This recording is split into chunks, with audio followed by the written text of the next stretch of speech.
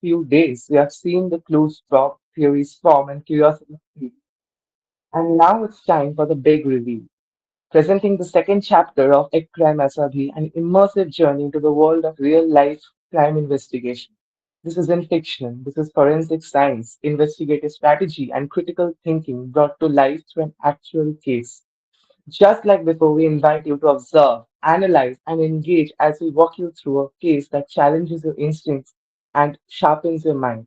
From the crime scene to the courtroom, you'll see how the truth is uncovered step by step. So get ready to dive back in, stay sharp, stay curious, and prepare to unravel another mystery in a crime assault. Over to Jenica Fernandez, our head of education. Thank you, Kambunash. So, hello everyone. Welcome to today's live forensic case study session.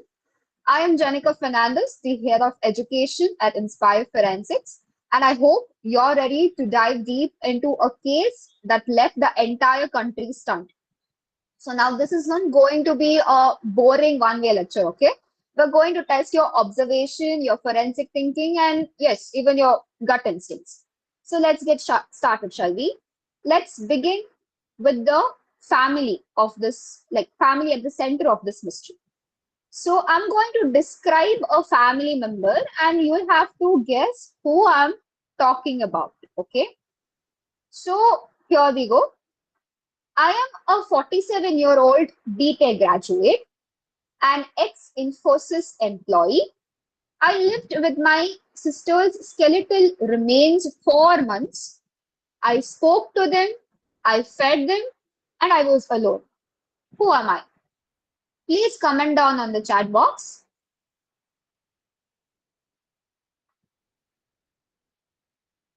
I am a 47-year-old BTech graduate, an ex-Infosys employee. I lived with my sister's skeletal remains for months. I spoke to them, I fed them, I was alone. Who am I? Participants, please be interactive and yes. Okay, I can see some answers. It is none other than Parthude. Okay, next slide. So that's right. Meet Parthude. Parthude, the man of the heart of this disturbing case. So here's the rest of the family. Aravind De, the father of Parthude, he was 77 years old. He was a retired director of a British firm. Next is Aarti De. Aarti De is the mother of Parthude, who tragically passed away from cancer in 2005. Then we have Debjani De, who is the sister of Partho De. She was also a BTech graduate, 50 years old, and a renowned music teacher. So this family had two beloved Labrador dogs, Ricky and Terry. Next slide. So this is a picture of Partho De, his sister Debjani De, and the skeletal remain of Debjani De. So here is a mini puzzle time. Okay, let's reconstruct the discovery. Rearrange the following events in the current sequence of discovery. A. Skeletal remains in the bedroom. B. Firefighters arrive. C. Charred body in the bathroom. And D. Pato found alive. So what do you think is the correct sequence? Like what happened first? What happened second? What do you think is the correct sequence? Please type in the chat box.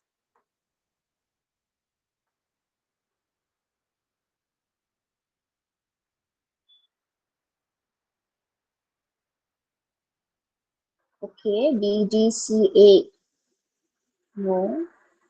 Okay, yes, I've already got the answer. The correct answer is B, C, A, D. Okay, so basically, what really happened? Fire broke out on the second floor of 3rd Robinson Street, Kolkata. Firefighters found the charred body of the father, that is Aurobindo Day. Then came the shock. In a locked room, they found Devjani's skeletal remains, the dog's remains, and Partho, well alive but mentally unstable. So now let's talk forensics. Okay, quick quiz. Which two CFSs were involved in this case? Do you think? Any guesses?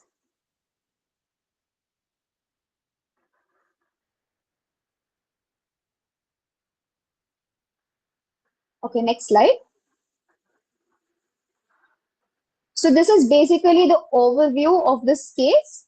The two CFSs were none other than CFSL Kolkata and CFSL Chandigarh. Okay. So CFSL Kolkata was basically for DNA testing and CFSL Chandigarh was for superimposition test. So these tests were essential to confirm identities due to the state of decomposition. Now, do you guys know what is a superimposition test? What do you think it is? Is it blood group matching? Is it matching dental records? Or is it estimating the time of death? Or is it matching skulls? Is it identifying skeletal remains with photos?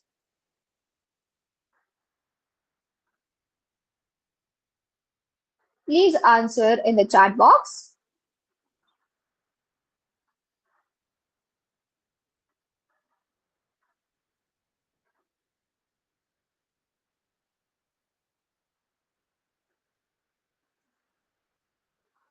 Yes.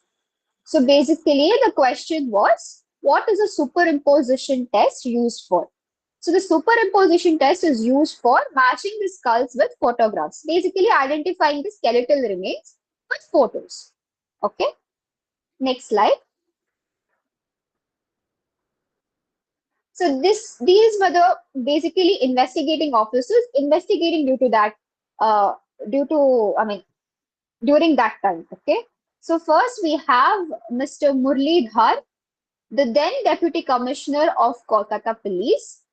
Then we have Mr. Sudhir Sarkar, the then Deputy Commissioner, Port Division.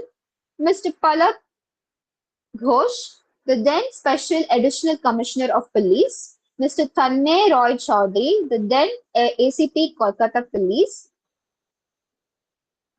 Mr. Sandeep Ganguly, the then Officer in Charge Kolkata Police. Mr. Swaraj Das, the then Senior Inspector Kolkata Police. So these were the investigating officers during that time. Over to Danush to continue the rest of the details of this case. So, thank you, Janika, for introducing us to this tale of death, decay, and delusions. So, I'm going to take you all through the case history and timeline of this haunting case. So, as Janika referred, everything started around June 10th, 2015. So, it was a busy day in Kolkata.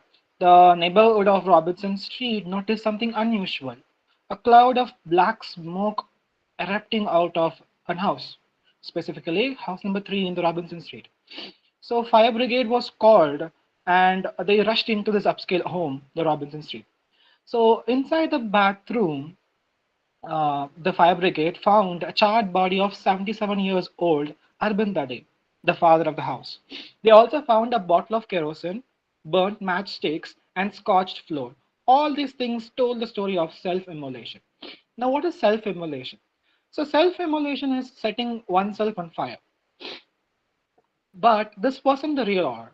So, further, before going further into the case, I just want to ask one question to everyone. So, in a suspected case of self immolation, which evidence do you think is best that indicates that the person was alive at the time of burning? I'll give you a few options. You can type the correct options in the comment section. Presence of soot in lungs, absence of alcohol in blood, blood under fingernails, or burnt clothing on body. Which of these do you think is a perfect indicator that indicates that the person was alive while burning?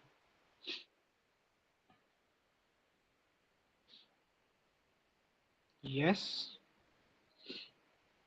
Yep, the right answer is presence of soot in lungs. Okay, this aligns with the concept how we do estimate the thing in drowning cases, whether the person was alive or not while drowning. Same thing. So due to the respiration while burning, the person would inhale the soot inside the lungs. So, by identifying or determining the presence of soot in lungs is a good indicator to tell that the person was alive while burning. So, as police began searching the rest of the house, they found a locked room. What lay behind the locked room turned the case from a suspicious suicide case into something spine chilling. Inside were skeletal remains, not just of a woman, but of two pet dogs, Ricky and Terry. They were neatly laid out, partially covered, food, water bowl was kept aside, still around them as they were being taken care of. Okay, so next question for you guys is, if you found a body severely decomposed and reduced to skeletal remain, what's the first forensic method you will use to confirm the identity of the skeleton? Any guess? Will you go for DNA profiling? Will you go for blood test? Will you go for superimposition? Which method did you go for determining the identity of the person? Exactly. DNA profiling is a gold standard method when it comes to decomposed or skeletonized body. Okay. And then we further use superimposition method, as Janika said, to confirm the identity. Okay. So as per the forensic reports, the remains were of Dave Janity, the daughter of Arbindas Day, and the family's two dogs also, Ricky and Terry. Okay. All of us who had been dead for months. But here's the twist, okay? Shortly after the death of, I think which slide can be changed? Yeah, thank you. But here's the twist. Shortly after the death of the matriarch of the family, which is Aarti Day, the mother of Pato Day and Devjani's Day, Devjani had grown increasingly repulsive, and she went deeply into this religious beliefs, and she became mentally unstable. In August and September 2014, the two pet dogs of the home died due to unknown reasons. And Debjani, who's now blinded by these delusional thoughts, took this as a sign of some sort of curse. And she started to keep fasting. She said that this is something that I would do to break the curse. And she also mentioned that she would not stop the fasting until she receives some sort of signal or sign from the God himself. And after voluntarily starving herself to death, she took a last breath in December 29, 2014.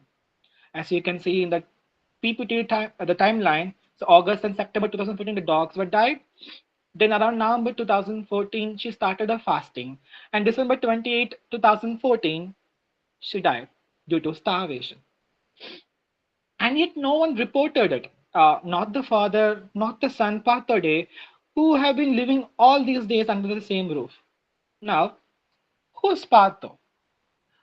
A soft spoken, musically inclined man who had once led a fairly normal life. That's what the outside world describes about Patho. But deep inside, he was struggling with a serious psychological condition. Now, you guys gonna guess what kind of psychological condition he was going through. I give you a riddle, you decipher the riddle and tell me the answer. Okay? So here's the riddle. Listen carefully, okay? I whisper lies and truth alike. I distort reality, take control with might. I make you see what isn't there, yet to you it is real, behind compare. What am I? What do you think is the psychological condition? Yes, it's schizophrenia. You guys got it. So schizophrenia is a delusional condition where the patient or the person will start to go through delusional sensory actions. Like they will start to hear something which is not being there. They start to see things which is not being there. Don't confuse it with hallucination. Hallucination stops with the sensory thing. Delusions go behind the sensory. They start to believe in what they see. They start to believe in what they hear or what they feel. So that's the difference between delusion and hallucination. Okay. So Partha has slowly descended into this abyss of delusions and psychosis. After Devjani's death, he believed a soul didn't left the body. He preserved the corpse, feeding her, talking to her, meditating near her, spending time with when a sister was rotting down. The room became a shrine for the pet dogs and for her sister. Okay. So diaries later found in the house were filled with writings about spiritual rebirth, resurrection, and instructions on preserving the dead. It became clear that Pato was trapped in an extreme psychosis and schizophrenia. Okay. Can we change the slide? So after soon death of his daughter, Arbindo Day started to fell into a deep depression. He started to consume a lot of alcohol, and which later led him to liver cryosis. Okay, and then he was found to be dead in his home. He burnt himself, which is on July 10th, 2015. Uh, yeah, and then soon this case broke to media. It went frenzy. Okay, so the media called the case as Kolkata House of Horrors.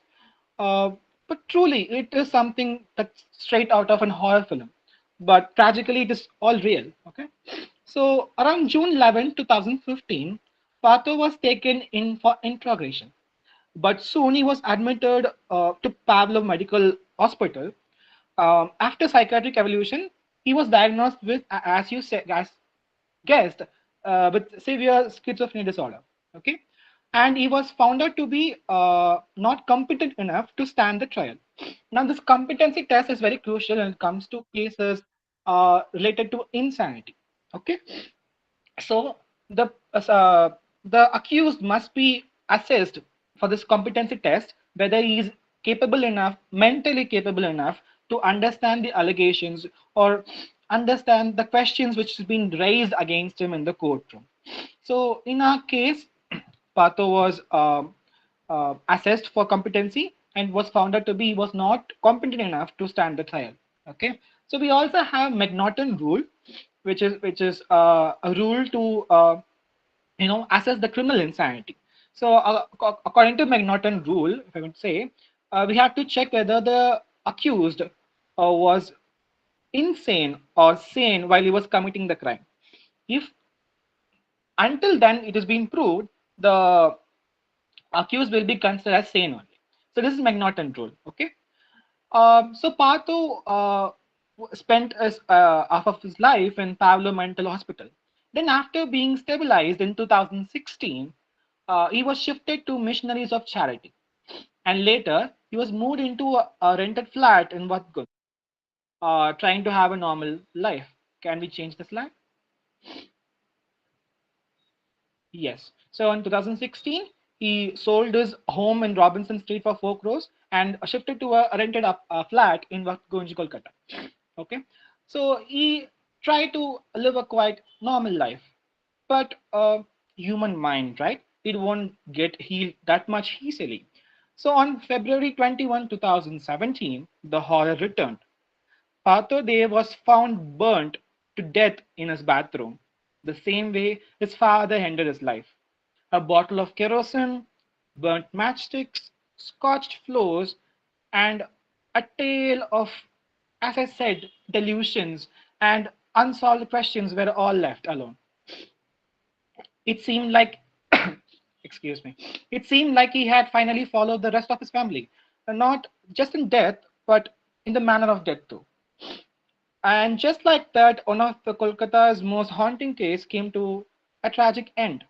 A story not of murder, not of a conspiracy, but of mental illness, isolation, and a family quietly being falling apart in a respectable home.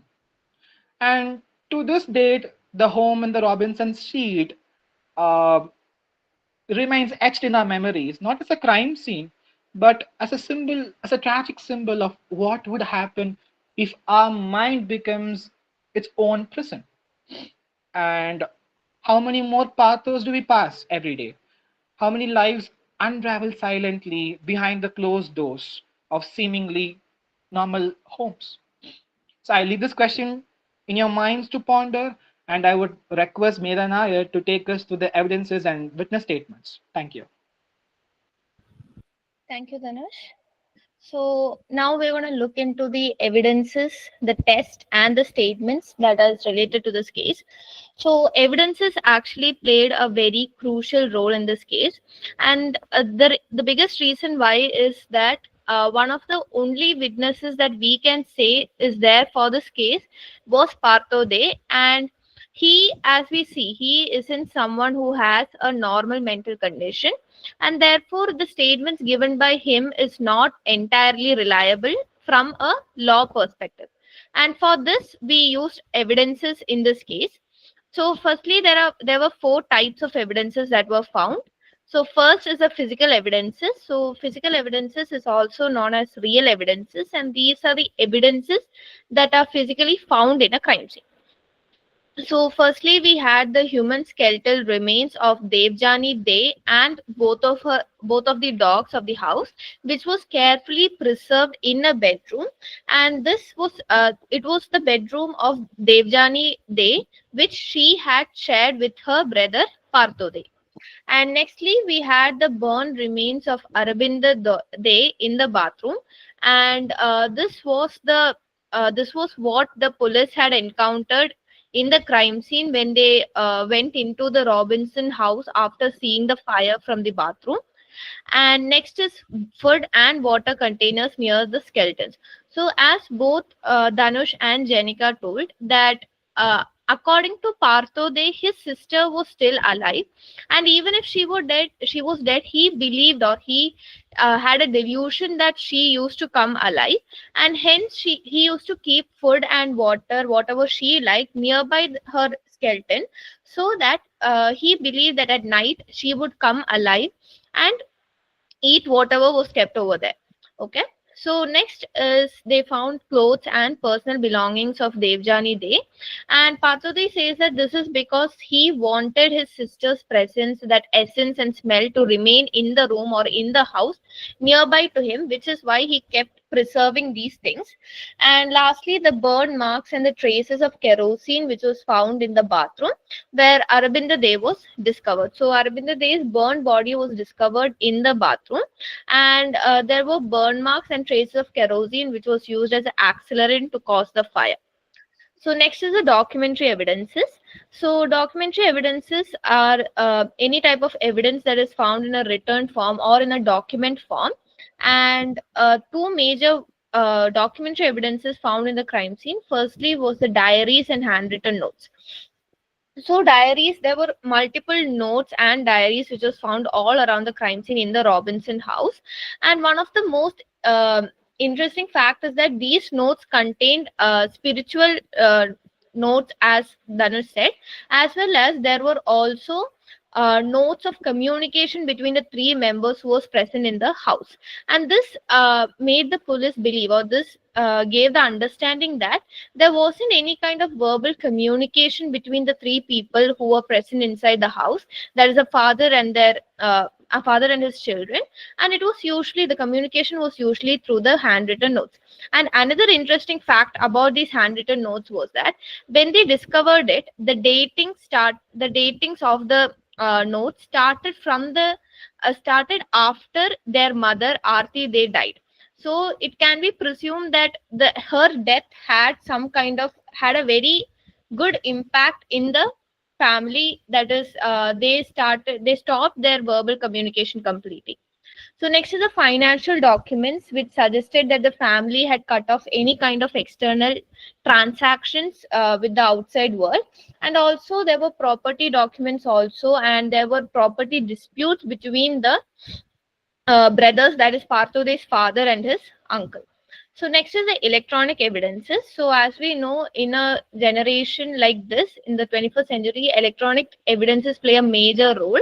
And the evidences related to electronics that were found was 7 laptops and a desktop computer, and there were small music systems in each room.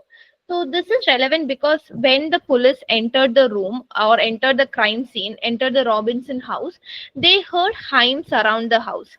That is hymns of spirituality, and these hymns came from the music systems that were present in the room.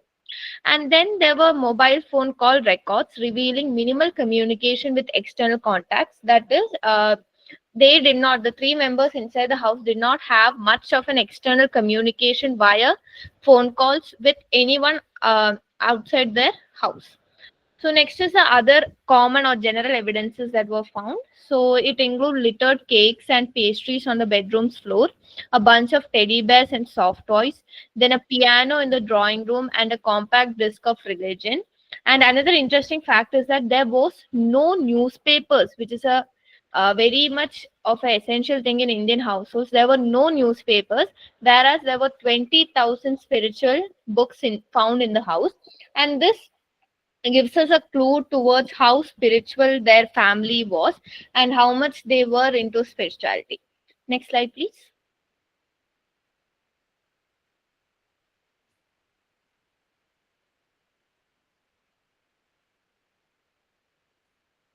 Okay. So next was a test that was done regarding this case or in this case. So a preliminary report issued by the SSKM hospital in Kolkata revealed that no chemical had been used to preserve the skeletons. So this particular sentence has a major relevancy in this case. The relevancy is that if Parthode had a criminal intent related to keeping the skeleton of his sister, he would try to use some kind of chemical to either stop the foul smell or for some other reason. But there was no such use of chemical in this case, which makes us believe that it was just the instinct of love that he had towards his sister, which made him preserve the skeleton of his sister. Okay, so first is the postmortem examination of Aravinda Day, and it concluded that the uh, cause of death of his cause of death of Aravinda Day was due to self harm. That is, he had himself burned his body, and there was no other external factors involved in it. Okay. So next is the forensic examination of the skeletal remains, which confirms starvation as the cause of death for Devjani Day and dogs. So can you guys comment what is the branch or which is the branch of forensic science that deals with the examination of skeletal remains?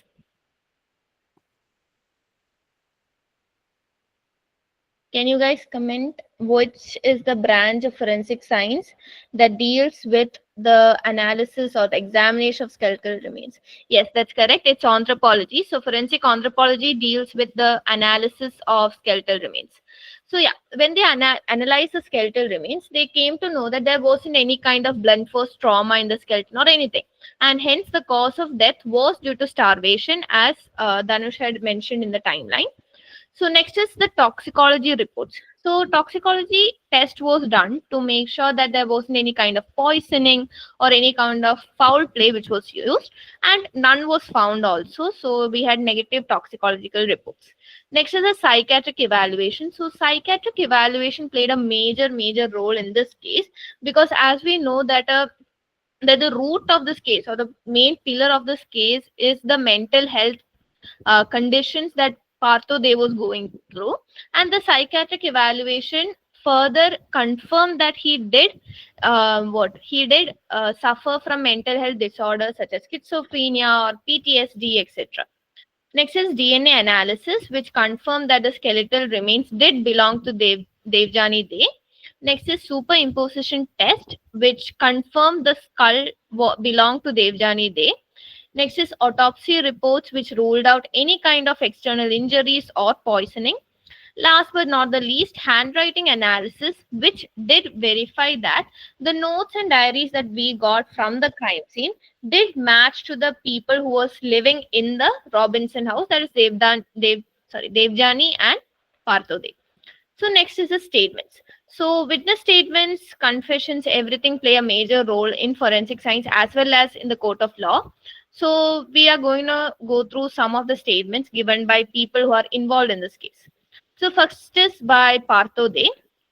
So Parthode had confessed to buying pizzas or everything that his sister liked. He used to buy it and keep it nearby the skeleton of his sister, because as I said, he believed that she used to come back alive at night and sing to him, talk to him, and then eat all the food that was kept over there. And this is something that Partho confessed that he did feel. And he also confessed to keeping the doors and the windows of the Robinson house shut, especially of the room, so that there no foul smell goes out of the room. And at the Pavlov hospital, there is this video footage in which Parthode says that he is innocent, and even though he has committed a crime of hiding a death from the law, according to it is a crime only in the eyes of law. According to him, it is not a crime, and he did it because of his love towards his sister. And this video clip, if you guys are interested, you can check it out in YouTube. It is there in YouTube. Can I have the next slide, please? Okay. So the next is the statements by the neighbors. So Riaz Khan, who lived in the same building as Partho's Vatganj apartment, said that Partho was a loner and stayed to himself, and he always kept his head down and avoided eye contact. So Vatganj apartment is an apartment to which Partho they shifted from the Robinson house after selling the Robinson house. And a neighbor from there, the two neighbor statements we have taken. One is Riaz Khan and the other is Najma Bibi. Both of them says that Partho was a loner person who never used to maintain any contact or never used to talk to people much. He stayed to himself and he enjoyed doing things by himself, and he never kept his head up or he never maintained eye contact with anyone. And the only way they used to know his presence was through the coming and going of his car. So next is statement by friends. So a friend said that Partho was very lonely, especially after the death of his sister and his father's suicide. And though he behaved like he is fine and he is good outside, inside there was some kind of deep trauma present in him. And this is very evident by how just years later, Partode passes away, and that too by suicide, not by a natural cause of death, but due to a suicide. This makes us believe that even though he seemed very happy to others, he wasn't like that actually. That he had trauma inside him, which led to his suicide. So next is by relatives. So Partho's uncle Arun and his wife Mukta stated that they did not smell anything foul when they had visited Parthode's house. But later Parthode said that he hadn't let them inside the house at the first place for them to smell the house. And moreover, Arun and Mukta also stated that when they asked about Devjani, Parthode said that wherever she is fine. So last is a statement by doctors. So psychiatrist Sabyasachi Mitra, who examined Partho at the Pavlov Mental Hospital, told that Partho could have bad necrophilia, which is a condition in which a person is sexually attracted to corpses. So there were two assumptions that were made about Partho, and we should keep in mind that these are just assumptions. That is, he could have been a necrophile, and he could have cannibalism. So cannibalism is where a human being eats another human being's flesh, and necrophilia is a condition where a person is sexually attracted to a corpse. But both of these are just assumptions, and it hasn't been stated or it hasn't been proved that Parthode suffered from such issues. And the only proven issues in this case is the a mental health disorder of schizophrenia and that of delusion, and these two are just assumptions. So from this we understand how much evidences and tests and statements play a role in forensic science in sorry role in cases, especially in cases where the witness or the only person who can tell us the solution to this riddle is a person who himself suffers from issues like mental health disorders, and how forensic science gives a helping hand to investigators in investigating such cases. So that's it from my side. Thank you, guys.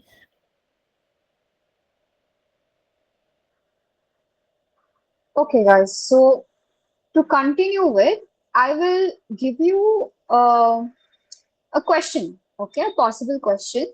Let's say you are the forensic officer walking into this crime scene. Now, based on what you know, the facts, the preliminary examinations, what would be your top three observations or forensic priorities at the scene of crime? Please type in the chat box. I would repeat. Let's say you are the forensic officer walking into this crime scene, and based on what you know, the facts or the preliminary examination done, what would be your top three observations or your forensic priorities that would you would consider at the scene of crime?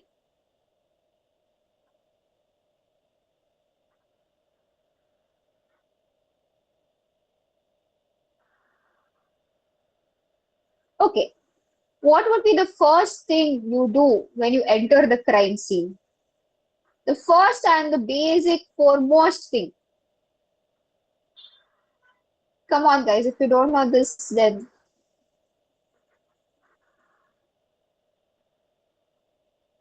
nobody? No answers? Yeah, exactly. So, securing the crime scene, the scene contamination, and preservation methods. That is the first thing you do.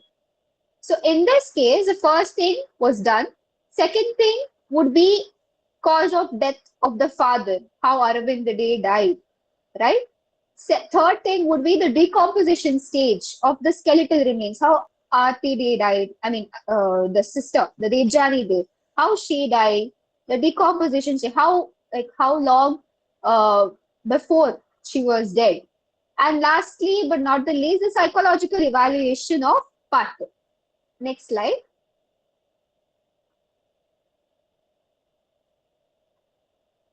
Can I have the next slide, please?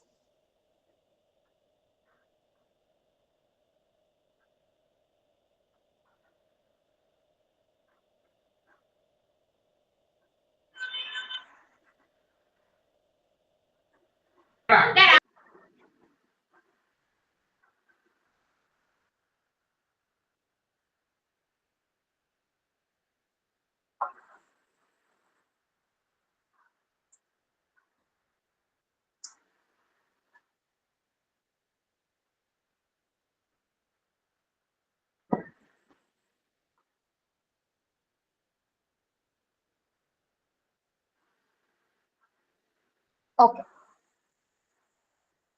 So, despite everything, Partho wasn't charged with murder. So, do you guys know what could be the reason? Why was Partho not charged with anything? Not even homicide, not even murder. You know what could be the reason? Do you think he escaped? Do you think there was no evidence of foul play? Or do you think Debjani died in abroad? She didn't die in India only. Or do you think he blamed his father?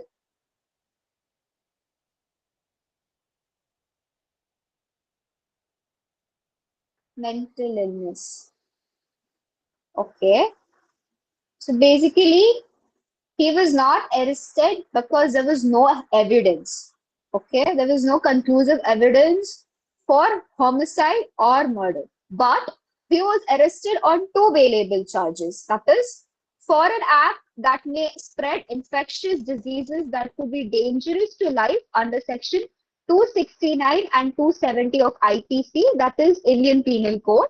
And second is for not informing the authorities about his sister's death under Section 174 and 176 of IPC. So this case was basically treated as a mental health issue rather than a criminal case. Partho was sent to a psychiatric institution for evaluation and treatment. Okay, so here's a discussion prompt. Okay, this is what I want to hear from you.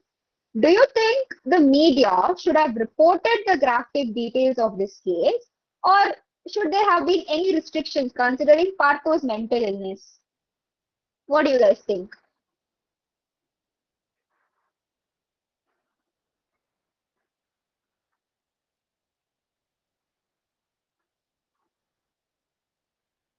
Do you guys think that they should have reported the graphic details?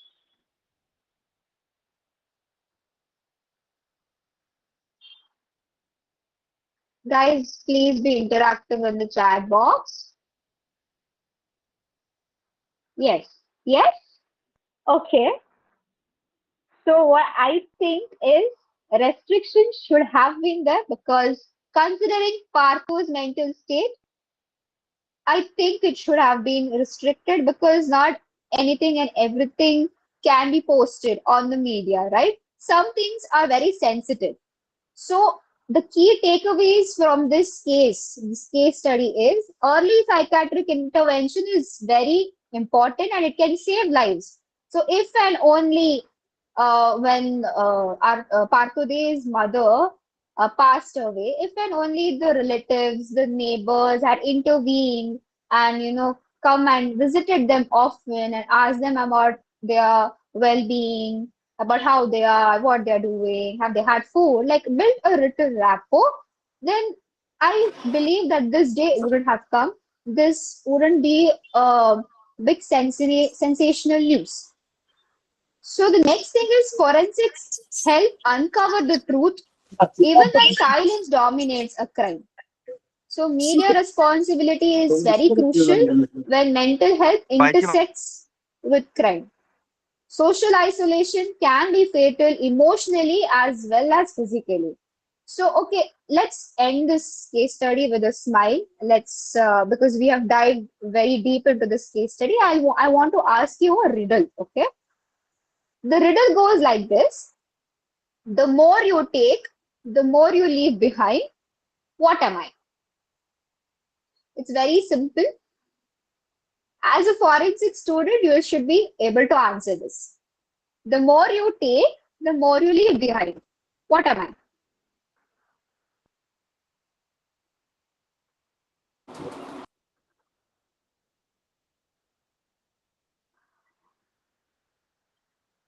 Evidence? No. Think harder.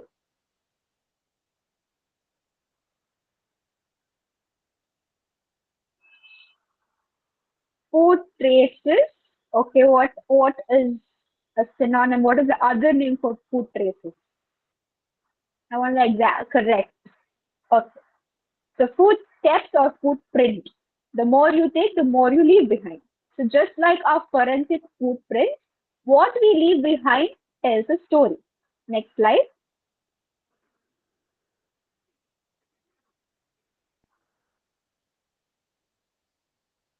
Can we have the next slide, please? Okay. So these are the references that we took to compile this case study. And this whole case study, the content, the information, whatever you've seen on the PPT is done by core volunteer, Inspired Forensics core volunteer, Ms. Diti Poda. So huge shout out to her. Yes, huge shout out to Diti. So thank you all for your time and enthusiasm. This was the Robinson Street case study, a story not just of a home, but of a hidden world inside a mind. Let's open the floor now. The chat box is open for your questions, thoughts, theories, anything you'd like to explore.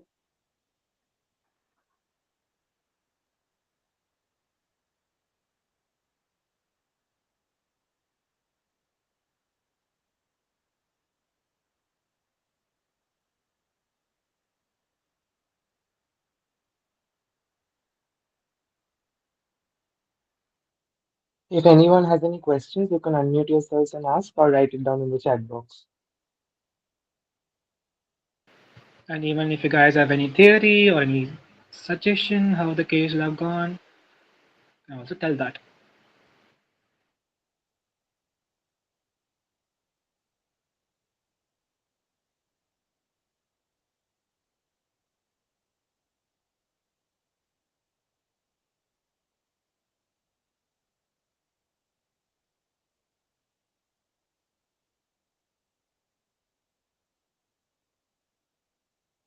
So the reason behind Arvind Day's suicide, the father's suicide, is because of the thing. Uh, he went into a depression after his daughter's death. So that depression led him to commit suicide. So it was found out to be that thing only, because the daughter's death is the reason for his suicide. The tragic thing is he came to know that a daughter died after 5 months, because the only communication between them was those chits. So tragically, the people who lived under the same roof just came to know that one of the person died after 5 months. So yeah, Devjani's death is the reason for. Arbandade's suicide.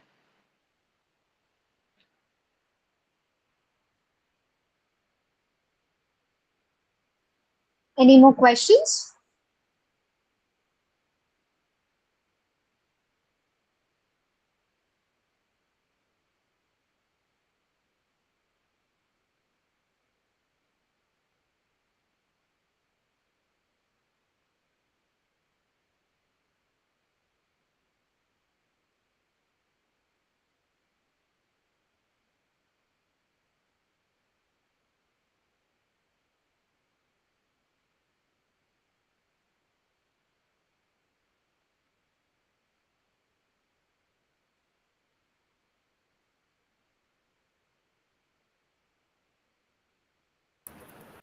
Okay, as we come to close of today's session, I, Ipshita Patro, the head of event, will take this moment to express our heartfelt gratitude to everyone who made a crime SRV a resounding success. First and foremost, a huge thank you and congratulations to our head of guidance and executive Tamunash Bhattacharya. This event was his brainchild. A special thanks to Diti Poddar, one of our dedicated core members, for her incredible efforts in creating the presentation. Her research and hard work ensured it was not only informative but also engaging and presentable to all of our participants.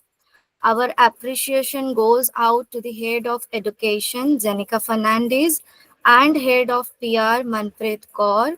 Your creativity, strategic thinking, and constant efforts from planning to promotion have been the driving force behind this initiative. Thank you for shaping it into something truly special. We also want to thank our board members, Head of Research, Dhanush, and Head of Education, Jenica Fernandez again, and Coordinator of PR, Medha Nair, for presenting the case so interactively during the session. Your confident delivery and thoughtful engagement brought the case to life and kept the audience captivated. And of course, a big shout out to the entire Inspire Forensic organization team. Your passion, dedication, and teamwork are the backbone of this event's success. Last but not certainly the least, thank you to all the participants. Your curiosity and enthusiasm are what inspire us to keep organizing such meaningful sessions. Thank you once again, and we look forward to seeing you at our next event. I will request all the participants to open your camera for a group pic.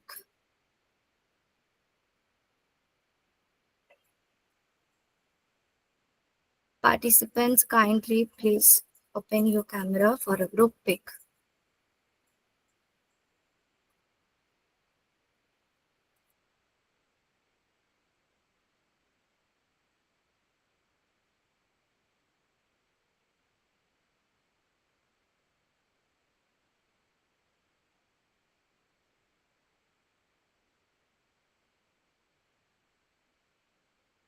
Everyone is requested to open their camera.